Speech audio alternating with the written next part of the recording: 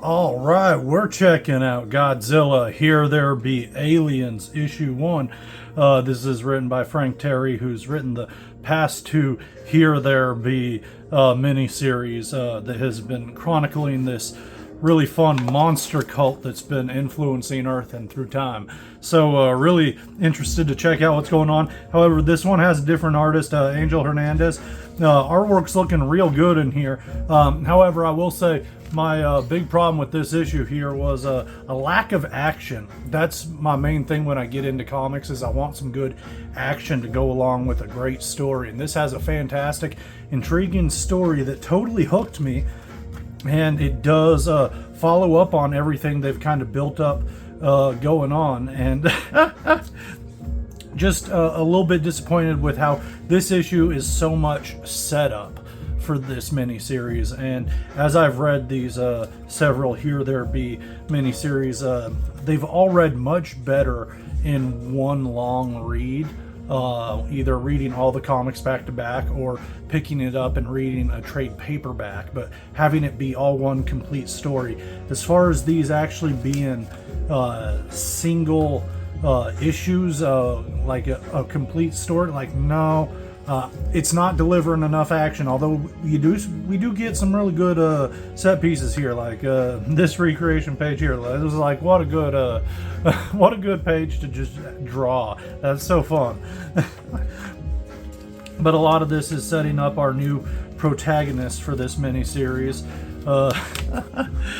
This agent for a Kaiju task force in the 50s, but it's not the real one. It's a front for the real Kaiju task force, and he's just finding out about this here.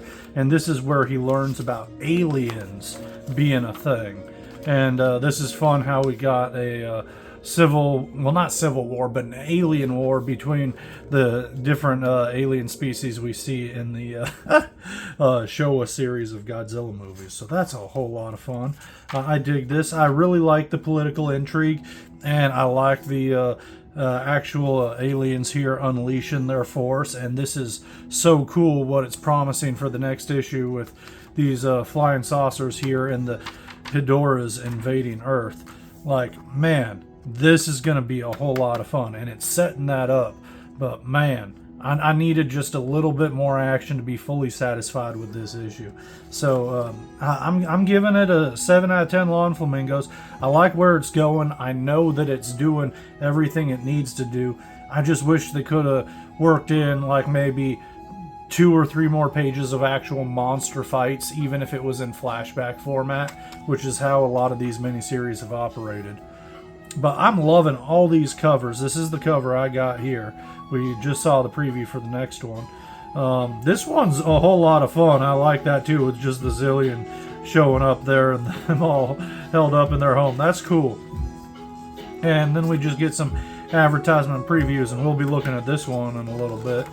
But yeah, that's it. I had a lot of fun with it. This is a good issue. I give it a recommendation, especially if you've been reading the past miniseries. They've been wild. You know, we get one back in the pirate days with a swashbuckling adventure. Then we get a little bit of some interesting political intrigue in the early Americas, and now we're in the midst of the 50s and we're full-on aliens. That's fun. And I like how it leans into the different tropes of the different genres that each of these stories have been kind of embodying. So very cool. Thank you for joining me. I hope you dig this book and you give it a shot, or check it out, or check out those past miniseries. I've done reviews on both of those, so you can check that out and see if you like it. But I'd recommend picking up the trade paperbacks for them, because they're a whole lot of fun, and this seems to be setting up some good times too. So we'll catch you around. Like the video if you stuck around this long. It's much appreciated,